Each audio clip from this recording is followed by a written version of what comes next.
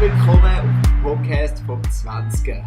Wir sind die Community von den jungen Erwachsenen vom ICF Zürich und wir freuen uns riesig, dass du heute genau bei uns reingeklickt hast. Wir hoffen, dass diese Message dich näher zu dem Gott bringt, der alles für dich gegeben hat und dich von ganzem Herzen liebt. Darum mach dein Herz auf für das, was Gott für dich heute verraten hat.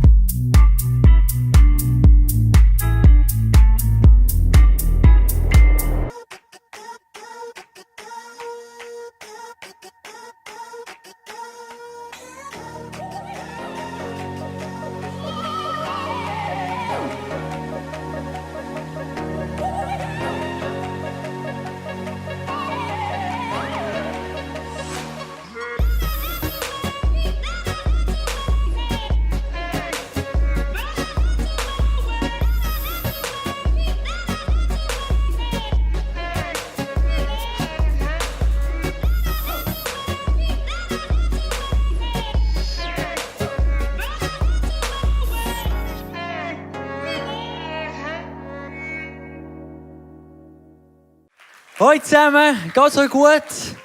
Hinten geht's euch gut? Sehr schön in der bequemen Sessel dort hinten, ganz links. Hallo zusammen, schön sind ihr da. Liebe Leute, heute machen wir mit der right wing und der left wing. He? Den linken Flügel haben wir da noch gesehen. Linke Flügel geht so gut, linke Flügel. Solange nicht der schwarze Block sind. Genau. Wir machen heute uns auf die Suche. Auf die Reise von der Suche nach Erfüllung. Okay? Wir machen uns jetzt unterwegs auf etwas. Und ich nehme euch mit auf die Reise. Unsere Eltern, die haben die Erfüllung gesucht, ich sage mal plakativ gesagt, in der finanziellen Sicherheit. Ich arbeite so hart, dass ich wirklich weiss, ich habe genug Stutz auf der Kante. Und dann haben sie nicht mehr gewusst, wie sie das Leben geniessen können. Und haben einfach weitergearbeitet. Und dann gibt es so viele Leute, die wissen nicht anders als einfach arbeiten, obwohl sie eigentlich jetzt älter sind und könnten das Leben ein bisschen mehr geniessen. Wir sind nicht in einer neuen Generation, wo eigentlich die finanzielle Sicherheit haben wir gehabt. Wir sind nicht aufgewachsen im Zweiten Weltkrieg, wo eine Hungersnot noch eine echte Gefahr war in der Schweiz. Wir haben immer alles gehabt. Wir haben gewusst, also finanzielle Sicherheit, die ist schon gut, aber die haben wir eh. Und für uns ist darum, die Erfüllung haben wir gesucht, sagen wir, okay, finanzielle Sicherheit, das haben wir eh. Haben wir gemerkt, das gibt es trotzdem nicht Erfüllung. Und wir sind die Generation geworden, die am meisten Teilzeit arbeiten wollen. Haben Sie das gewusst? Der Tagesanzeiger hat letzte Woche einen Tipp zum Teilzeit-Arbeiten herausgegeben, wie du deinen Chef überzeugen kannst, dass du Teilzeit arbeiten kannst. Weil wir haben so viel Stutz. Ein bisschen plakativ geredet, gell? Verstehen mich nicht falsch, nicht richtig, nicht falsch. I love you guys. Aber wir haben so viel, dass wir sagen, mir ist wichtig, die Erfüllung ist in dem Reisen. Die Erfüllung ist einfach, was ich kann haben, das Erlebnis, das ich haben kann. Und wir gehen auf Reisen, machen die krassesten Ferien, kaufen uns die krassesten Autos und Sachen und dieses. Und merken trotzdem, irgendwo ist es leer. Wir suchen nach dem Ort der Erfüllung und ich kann nicht mal den Ort der Erfüllung mal so darstellen. Das ist eine Couch. Eine schöne Couch. Und was wir vielleicht nicht immer wissen, ist, dass Gott hat eigentlich die Sehnsucht nach Erfüllung in unsere Herzen hineingepflanzt, die er dich und mich geschaffen hat. Also die Sehnsucht nach der Reise nach Erfüllung ist nicht etwas Falsches. Weil Gott hat eigentlich irgendetwas, was sich sehnt nach mehr. Und ich darf offiziell jetzt so viel reden, wie ich will, weil der Countdown geht einfach nicht runter. Das ist so schön. Danke vielmals. I love you guys. Also macht euch ready, wenn ihr WC wollt und Essen holen, können wir wieder gehen. Ich will einfach weiter. Come on. We just go all night. Are you ready? All right. Hey Jesus, ich danke dir so vielmals, bist du da. Und ich danke dir für den Abend, für alles, was du wirst tun am heutigen Abend. Wir lieben dich. Und ich danke dir, dass keine Person da in diesem Raum bei Zufall da ist. sondern dass du sie da gesetzt hast, weil du einen Plan hast mit uns. Und ich lade dich ein, Heiliger Geist, einfach zum Wirken und zum meine Worte übersetzen, dass jeder versteht, was du heute Abend willst sagen. Amen. Gott hat, als er die Welt geschaffen hat, hat er einen perfekten Ort gemacht mit totaler Erfüllung. Er hat das Paradies genannt. Es hat etwa so ausgesehen und etwa so einen bequemen Sessel drauf gehabt. Und dort drinnen hat es kein Light gehabt. Jemand hat den Strand geputzt. Dort hat es keine Krankheit gehabt. Dort hat es totale Versorgung gehabt. Es hat die schönsten Tiere gehabt. Keine Tränen, kein Schmerz. Volle Erfüllung. Und er hat das geschaffen für uns. Aber wir Menschen, wir sind da gewesen. Und er hat uns sogar einen freien Willen gegeben. Gott hat uns einen freien Willen gegeben, weil er gesagt hat, hey, in einer perfekten Welt, wo da ist Liebe da ist Erfüllung, da ist Frieden da, das kann nur passieren, wenn das auch im freien Willen quasi gegeben werden. Und Menschen können entscheiden. Und sie sind eigentlich in dieser unglaublich schönen Beziehung mit Gott haben sie gelebt. Bis eines Tages der Teufel ihnen Misstrauen gesagt hat und gesagt, ja, aber los mal gut zu, ihr lieben Leute. Ist denn wirklich Gott so gut? Stimmt es denn wirklich? Aber könntest du doch nicht so sein wie Gott? Weißt du es nicht besser? Kennt ihr die Frage? Also, du bist ja auch nicht so schlecht. Also, brauchst du wirklich Gott? Lohnt sich wirklich auf das zu setzen, was er sagt? Und sie haben das Gefühl gehabt, sie wissen es besser, haben versagt und haben Sachen gemacht, die eigentlich nicht am Ziel entsprochen waren. Und sie haben eigentlich Sünde begangen. Und Sünde ist eigentlich ein anderes Wort für Zielverfehlung. Für Ungehorsam. Gott hat gesagt, hey, ess nicht von dem einen Baum. Und sie haben es trotzdem gemacht, weil sie denken, ich weiß es besser. Kennen das? Wenn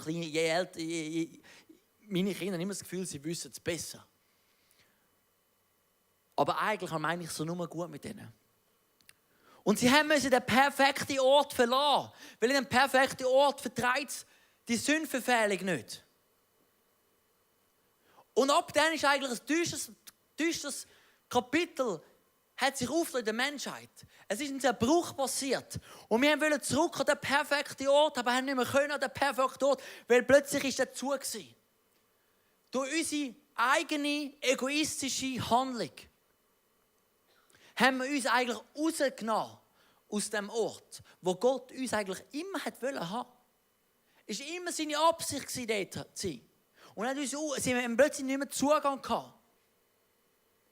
Und es ist ein düsteres Kapitel passiert in der Menschheit. Wir lesen das im Richter 21, Vers 25. In jeder Zeit gab es keinen König in Israel, in dem Volk. Und jeder tat, was er für richtig hielt. Und wir wissen, wenn jeder macht, dass wenn er es denkt, das ist richtig, dann gibt es Katastrophen. Und das sehen wir oft in der heutigen Zeit. Weil einfach die Leute haben das Gefühl, ich weiß es besser. Wenn die Polizei sagt 50, dann sagt der Hans, nein, ich weiß es besser, ich kann mit 120. Und dann ist dort ein kleines Kind, das über die Straße, er kann nicht richtig bremsen und überfährt es. Und so ist es heute. Wir haben immer das Gefühl, wir wissen es besser und jeder macht, was er für richtig empfindet, weil er das Gefühl, ich weiß es doch richtig. Und wir realisieren nicht, dass wir als ganze Erde bach abgehen mit unserer Gesellschaft. Aber Gott war nicht der, der gesagt hat, alright, ich überlasse alles euch. Er hat eigentlich immer wieder wollen, dass wir an den Ort der Erfüllung zurückkommen, der Ort vom Frieden, der Ort, wo wir keine Angst mehr haben, wo wir genug haben, Versorgung haben. Und er hat den Leuten immer wieder einen Weg aufgezeigt. Er hat das Volk ausgewählt, das Volk Israel, und gesagt, an euch zeige ich ein Beispiel. Und ich gebe euch ganz viele Regeln, weil anscheinend braucht ihr Regeln, wie ihr handeln sollt. Und ich gebe euch nicht mehr Regeln, ich befreie euch aus der Gefangenschaft. Ich führe euch in ein mega gutes Land, wo ihr alles habt. Ich mache mega Wunder, dass ihr seht, dass ich wirklich Gott bin. Und was machen sie? Sie sagen, wir wissen es besser. Wie das gleiche Muster. Wir können es alleine. Der Mose ist mal kurz 40 Tage auf dem Berg oben. Und was machen sie? Sie machen sich einen eigenen Gott. Und Gott war schon frustriert. In Jesaja 65, Vers 2, das ist so ein starker Vers. Er sagt, auch nach meinem eigenen Volk, das sich nichts sagen lässt, habe ich meine Hände ausgestreckt. Immer wieder wollte ich sie einladen. Doch sie weisen mich ständig ab. Sie machen, was sie wollen und gehen den falschen Weg. Spürst du den Ton von dem Vater, wo sich eigentlich nichts mehr sehnt, um wieder die Leute an den Ort der Erfüllung zu bringen. Und er zeigt ihnen einen Weg auf, aber sie wollen es nicht.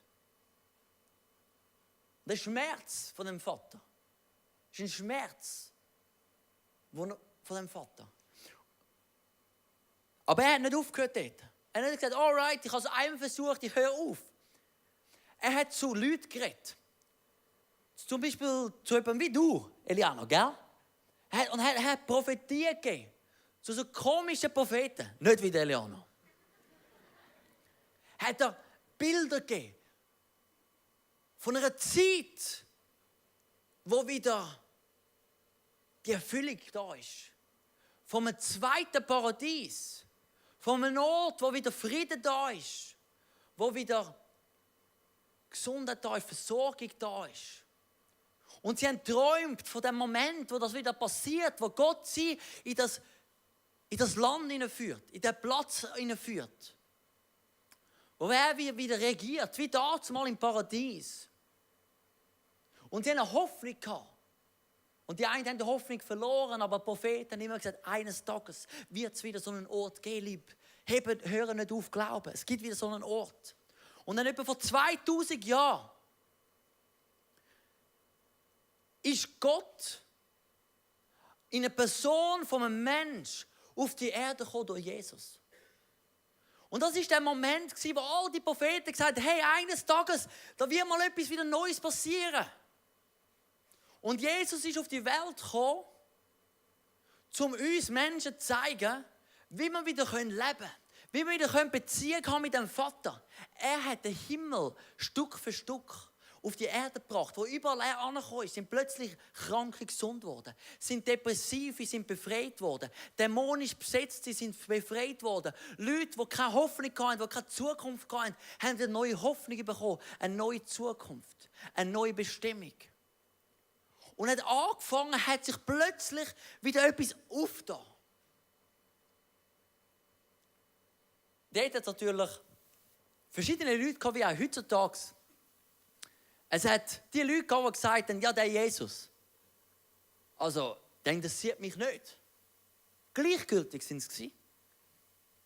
Dann hat es andere Leute gehabt, die sind so putzehässig gewesen, wenn du nur den Namen Jesus schon ins Maul genommen hast. Kennen ihr diese Sachen? Gibt es aber heutzutage auch noch. Und dann hat es die Leute gegeben, die gesagt haben, hey, es könnte sein, dass das, was die Propheten gesagt haben, das ist der Mensch, der uns wieder zurückführt an den Ort der Erfüllung, an den Ort der Gemeinschaft mit Gott. Die Leute, die so hässlich waren mit Jesus, die haben gesagt, der Typ, der muss weg. Der Typ muss weg. Und haben noch das Kreuz gebracht. Das Kreuz ist nicht einfach so ein schönes Kreuz, es war viel grösser. Haben sie einen Mann, die Männer und die Frauen, die das Kreuz, das war der schlimmste Tag, haben sie angenagelt. Das Kreuz am Anfang am Boden gelegen, müssen anliegen, Nägel rein. Und dann sind sie so am Kreuz gehangen. Und alle Leute können schauen, die schlimmen Leute. Und so ist Jesus gestorben. Aber am Kreuz, wo er noch gehangen ist, sind zwei Leute neben dem gehockt. Gestanden, gehangen. Und wieder die drei Leute. Die zwei Leute. Der eine hat Witz gemacht über ihn. Er hat gesagt, ja, wenn du der König bist, der Allmächtige, dann zeig du doch das. Komm von dem Kreuz runter und rette uns auch noch gerade. Macht nicht einmal Respekt vor dem Tod. Verstehst du? Nicht einmal dann hat er Respekt gehabt vor Jesus. Obwohl er kurz vorm Sterben war, hat er noch Witz gemacht über ihn. Aber die andere Person hat gesagt, hey, was läuft mit dir? Versteht ihr? Wir hängen da, weil wir es verdienen. Aber der hat nichts falsch gemacht. Und er hängt trotzdem da. Und dann sagt er zu Jesus, hey du, wenn du jetzt in dein Königreich gehst, dann kann ich. Alle Leute dann denken, was sagt der? In dein Königreich gehen? Der Typ, der andere, hat geglaubt, dass das ein König ist. Und er hat gewusst, dass der sündlos da muss sterben. Und was sagt Jesus? Er sagt, hey, noch heute wirst du mit mir in dem Paradies sein. Noch heute wirst du mit mir in diesem Paradies sein. Aber das Paradies, wieso? Ich meine, wieso macht er das? Der Typ am Kreuz, der ist ja völlig... Der hat wirklich mega Mist gebaut. Mehr als vielleicht du. Wieso hat jetzt der Zugang zu dem Paradies? Weil an diesem Kreuz hat Jesus einen neuen Zugang gemacht zum Paradies. Einen neuen Zugang gemacht. Und der Zugang, der ist nicht durch gute Taten. Der Zugang ist nicht, dass ich auch alle Gesetze befolge. Der Zugang ist durch das, was Jesus am Kreuz gemacht hat. Versteht ihr? Dazu mal hat es einen Tempel gegeben. Und dort hat anscheinend Gott gewohnt. Er hat auch. Und im Allerheiligsten, dort, wo er anscheinend in seiner Gegenwart war, hat niemand einfach so rein, außer der Hohepriester einmal pro Jahr, nachdem er ein Tier geopfert hat. Oder mehrere Tiere. Für die Sünde. Weil unsere Sünde verlangt einen Preis. Und dort hat es einen Vorhang gehabt. Aber der Vorhang ist durch zwei geteilt worden in dem Moment, wo Jesus am Kreuz gestorben ist und gesagt, es ist vollbracht. Ist der Zugang zu dem Allerheiligsten, zu dieser Gegenwart von Gott plötzlich spähangelweit offen gewesen für jeden. Was für eine Symbolik, ich liebe die. Jesus hat uns plötzlich einen neuen Zugang gegeben. Zu dieser Gegenwart von Gott, dem Ort der Erfüllung. Wir lesen es in Galater 1, Vers 4. Er hat sein Leben für unsere Sünden hingegeben. Er hat uns davon befreit, so leben zu müssen, wie es in dieser vergänglichen, vom Bösen beherrschten Welt üblich ist. Damit erfüllt er den Willen Gottes, unseres Vaters.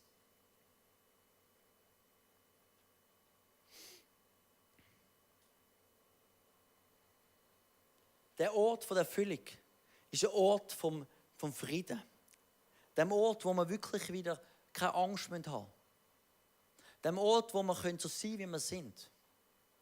Das ist der Ort, wo wir uns eigentlich alle danach sehnen. Ich habe gerade letzte Woche mit einem Nico, einem guten Mann, einem 20er, zu Mittag gegessen, am Sonntag, und er hat mir seine Geschichte erzählt. Er erzählt, wie er einfach nach Erfüllung gesucht hat, überall. Und wenn er etwas ausprobiert hat, hat er gemerkt, dass es reicht trotzdem nicht. Und ist zum Nächsten gegangen. Und ist fast verzweifelt an dieser Suche nach Erfüllung.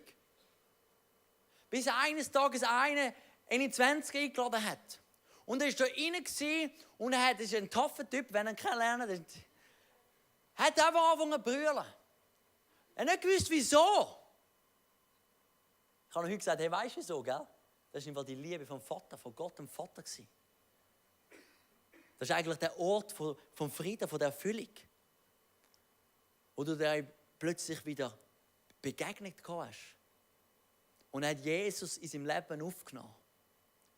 Und er hat gesagt, habe ich heute gesagt, hey, was hat es verändert in deinem Leben? Und als erstes hat er gesagt, weißt du was, ich kann wieder so sein, wie ich bin. Weil ich weiss, einer hat für mich gezahlt. Einer ist für mich so als Kreuz Ich habe Zugang zu einem neuen Ort. Ich darf an diesem schönen Ort sein. Nicht wegen meiner guten Taten. Nicht, weil ich irgendwie alles richtig gemacht habe, sondern wegen dem, was Jesus gemacht hat. Und jetzt sagst du dir, aber gut, der Ort da, ich habe auch Jesus mal zugesagt. Aber ich habe nicht das Gefühl, dass jetzt alles einfach picobello ist. Immer so schön, ein bisschen Schatten, ein bisschen Sonne, Friede, Freude, Eierkuchen. Das stimmt, wir sind in dieser Zeit von jetzt, aber gleich noch nicht jetzt. Wir sind in einer Zeit, wo das Paradies zugänglich wurde für uns, aber wir leben noch nicht 100%ig im Paradies. Ich muss nur mal die Zeitung aufschlagen. Aber trotzdem hat sich ein Stückchen Himmel angefangen auszubreiten. Da. Und ich merke das ganz persönlich, jedes Mal wieder. Ich mag mich so gut erinnern, als ich 16 war. Ich habe zwar Gott gekannt, aber ich habe meine Erfüllung in vielen Orten gesucht. Gott war so einfach noch da, aber die Erfüllung habe ich nicht bei ihm gesucht. Den Frieden habe ich nicht bei ihm gesucht. Die Freude habe ich nicht bei ihm gesucht. Und ich bin einfach gemerkt, hey, nichts bringt mir das. Ein Wochenende mit Freunden beim Snowboarden bringt es mir nicht. Mein Traum nachgehen, Business bringt es mir nicht. Mein iPod dort mal noch kaufen, bringt es mir nicht. Und ich bin im Bett gelegen und habe mit Gott geredet. Und habe ihm erzählt. Und habe durch Jesus Zugang einfach in die Gemeinschaft mit Gott. Und plötzlich habe ich eine Erfüllung gespürt. Einen Frieden gespürt. Wie nichts auf dieser Erde mir das geben kann. Und ich gemerkt, hey, das ist der Ort, den ich nie mehr verlassen. Und jedes Mal, ich habe jederzeit Zugang zu diesem Ort. Nicht wegen meiner guten Taten. Ich muss nicht unter Angst leben.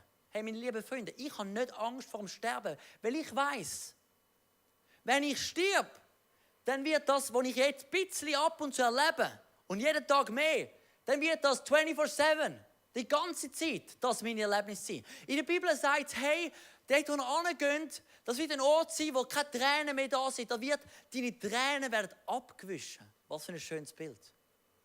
Du kommst mit Tränen vielleicht rein. Aber da ist Jesus da und er sagt, ich tue deine Tränen abwischen. Da wird es kein Leid mehr sein. Da wird es keine Schmerzen mehr sein. Weil wenn du sagst, hey, ich lebe unter konstantem Schmerz. Ich erlebe viele Leute, die das jetzt schon leben. Gott macht sie 100% jetzt schon frei. Und für das gehe ich und für das bitte ich. Aber die einen Leute, die erleben das 100%ig erst, wenn sie sterben. Nein, nicht sterben. Sie zügeln. Sie zügeln. Sie zügeln von dieser Wahrheit in die andere Wahrheit. Meine Frage ist, wo stehst du? Wir haben das Kreuz hier in der Mitte. Wo stehst du? Wo stehst du? Bist du auf dieser Seite vom Kreuz und probierst mit deinen eigenen Taten irgendwo wieder an diesen guten Ort zurückzukommen von der Erfüllung, wo alles anscheinend schön ist, aber du merkst, der Ort gibt es nicht mehr. Der ist nicht mehr zugänglich. Weil ich verbockt habe, ich bin nicht genug gut. Mein Herz ist nicht genug gut. Oder bist du auf dieser Seite vom Kreuz, wo du sagst, hey, ich habe kein Recht, in diesen Ort zu kommen. Von der totalen Erfüllung, von der Gemeinschaft mit Gott. Aber durch Jesus kann ich Zugang haben. Meine Frage ist, wer bist du von diesen 3 Leuten, von diesen Gruppenleuten? Bist du einer, der gleichgültig ist gegenüber Jesus?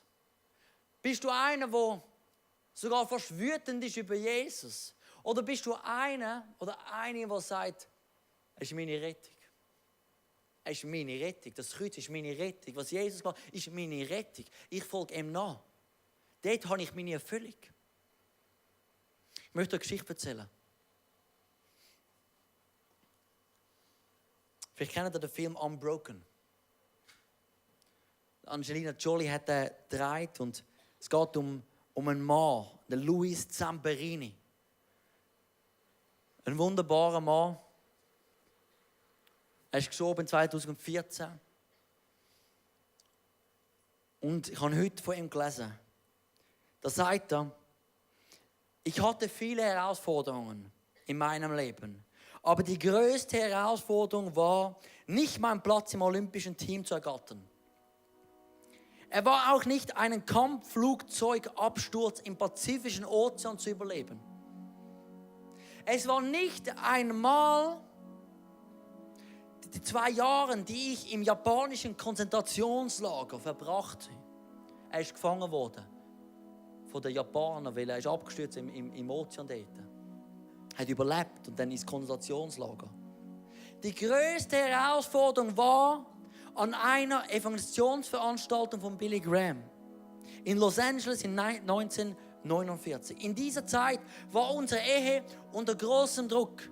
Meine Frau hatte die Einladung von einem Nachbar angenommen und kam nach einer solchen Veranstaltung nach Hause und erzählte von einem Frieden, hört gut zu, und einer Freude im Herz, die sie noch nie erlebt hat. Sie lud mich ein, um zu kommen. Ich war beim ersten Besuch beeindruckt, aber wollte nicht wiederkommen. Schlussendlich habe ich mich entschieden, nochmals zu gehen, unter der Bedingung, dass ich zu jeder Zeit den Raum verlassen kann. Aber wir blieben. In dieser Nacht stand ich vor der größten Frage meines Lebens, was ich von Jesus Christus denke. Ob ich ihn als meinen Retter annehmen möchte. Ich danke Gott, dass ich an diesem Abend die richtige Entscheidung getroffen habe und ihn als meinen Retter aufgenommen habe. Der Zamperin ist gestorben als ein Mann von der Erfüllung, obwohl er so viel Schwieriges durchgemacht hat. Wegen Jesus. Er hat die Entscheidung gefällt. Und die Entscheidung hast auch du heute. Wo hältst du deine Erfüllung? Ich glaube 100%, dass du wirst immer etwas nachsäckeln bis zu dem Zeitpunkt, wo du sagst, ich höre auf, meine Erfüllung selber zu suchen, sondern ich nehme das an, was Jesus gemacht hat für mich und finde meine Erfüllung in der Gemeinschaft mit ihm. Mein Frieden in der Gemeinschaft mit ihm, meine Freude in der Gemeinschaft mit ihm, heisst das, wir können nachher nicht mehr das Leben geniessen. Nein, eben gerade umgekehrt. Wir sind nachher wirklich frei, das Leben zu geniessen. Aber wir rennen nicht den Sachen nach, weil wir etwas stillen wollen. Wir sind schon voll. Und wir geben weiter. Meine Frage ist an dich heute Abend, was machst du mit dem Kreuz? Vielleicht bist du da und sagst, ja, ich habe einmal Ja gesagt zu Jesus.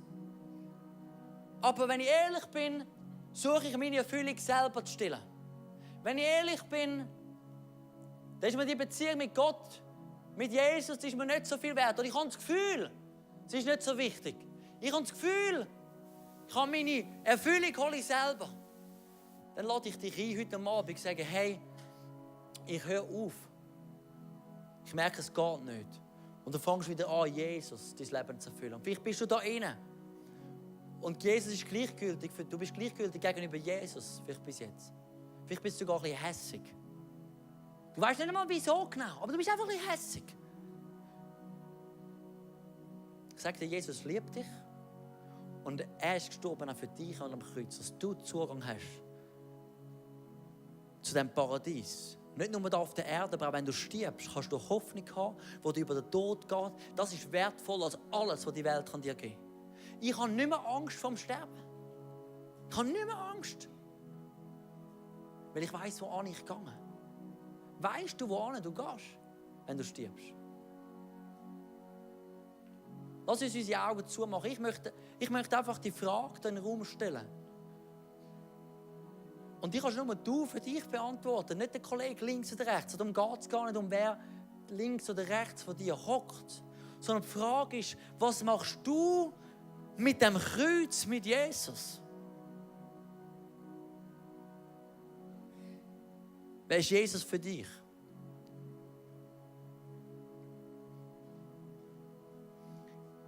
Ich möchte dir eine Einladung geben. Wenn du sagst, da, hey, yes, dann ich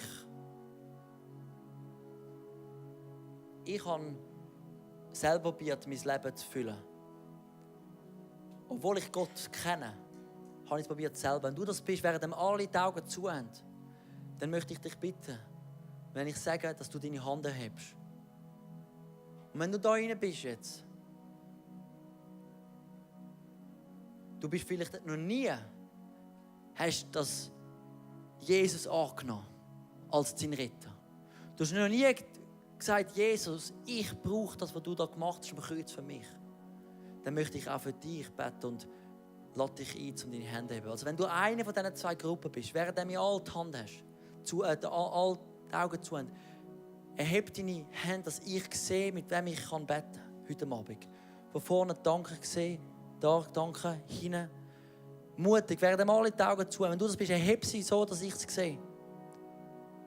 So gut, so gut, so wunderbar.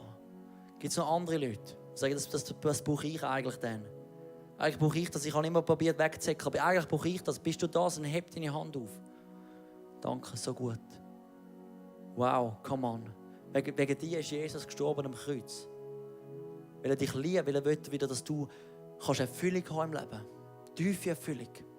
Weißt du, was wir machen jetzt, liebe Leute, 20? Lass uns aufstehen. Ich habe die Hände gesehen. Lass uns aufstehen. Und ich möchte zusammen beten mit dir. Jeder, der die Hand aufgestreckt hat, aber alle anderen, die vielleicht die Entscheidung gemacht haben, lass uns einfach einsteigen und das Gebet auch mitbeten, als Unterstützung für die Leute, die Hände aufgestreckt haben, okay? Und wenn du die Hände aufgestreckt hast, bete das mit, dass sie nicht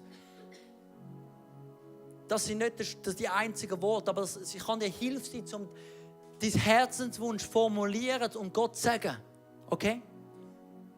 Also können einfach laut mitbeten. Wenn du sagst, hey, ich will das kommen, ich will zurück in die Erfüllung, ich möchte zurück in die Gemeinschaft mit Jesus, ich möchte ihn zuerst mal annehmen. Jesus, danke, bist du für mich am Kreuz gestorben. Danke, hast du den Weg frei gemacht für Erfüllung. Danke, vergisst du mir meine Sünden. Danke, gibst du mir ein neues Leben und eine neue Zukunft. Danke, liebst du mich so fest. Ich möchte nur noch mit dir leben. Ich möchte mein Herz erfüllen lassen von dir. Amen. Amen. Lass uns doch einen Applaus geben für all die Leute, die das heute gebetet haben. Come on.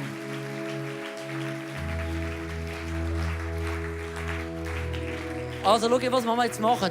Die Worship Band kann kommen, wir werden in den Song hineingehen. Und ich bitte dich jetzt etwas Mutiges. Alle, die gesagt haben, ich habe meine Hand erhoben, dass du während dem Song an die Wand kommst. Wir können dort Lichter anmachen. Dort hat es Leute vom Gebetsteam. Und in der Bibel für dich und ich würde gerne mit dir beten. Und ich sage dir eins, in der Bibel sagt, hey, wer im Herz entscheidet und mit dem Mund bestätigt, der kommt das neue Leben über. Und du hast es gemacht jetzt, aber ich sage dir, du das jetzt noch festmachen mit jemandem. Sag es jemandem. Halt es nicht für dich. Es kommt eine neue Kraft über. Darum nutzt die Möglichkeit, aus deinen Stühlen rauszukommen. Ich weiss, es ist schwierig. Du kannst links raus, kannst rechts raus. Und gehst zu ihnen und sagst, hey, ich kann das Gebet beten. Du musst gar nicht viel mehr sagen. Und sie beten für dich, wenn die Bibel geben. Vielleicht fragen sie Fragen, vielleicht fragen sie, was sonst noch für dich beten. Und wenn dir einfach Gutes tun. Und ich lade dich ein, das zu nutzen. Während dem nächsten Worship-Song einfach aus deiner Reihe kommen. Zu ihnen gehen, eine Bibel abholen, für sich dich beten lassen. Und die anderen, wir worshipen Gott, weil bei ihm holen wir Erfüllung. Amen. Wenn Gott in unser Leben hineinredet, so wie er es vielleicht jetzt gerade bei dir gemacht hat, dann ist das etwas unglaublich Kostbares. Darum heb das wirklich und nimm das mit in deinen Alltag. Wir feiern jeden Freitag zusammen eine Celebration im Herzen von Zürich und wir würden uns freuen, wenn wir dich dort willkommen heißen. Mehr Infos dazu findest du auf unserer Webseite 20.ch oder auf Facebook. Wir haben auch andere geniale Events unter der Woche oder geniale Camps, die gerade vielleicht etwas sein für dich. Wenn du etwas erlebt hast mit Gott, dann schreib doch das uns auch. Das würde uns mega ermutigen und wir würden uns freuen, mit dir zu connecten. Bis bald. Tschüss. Ciao. Ciao.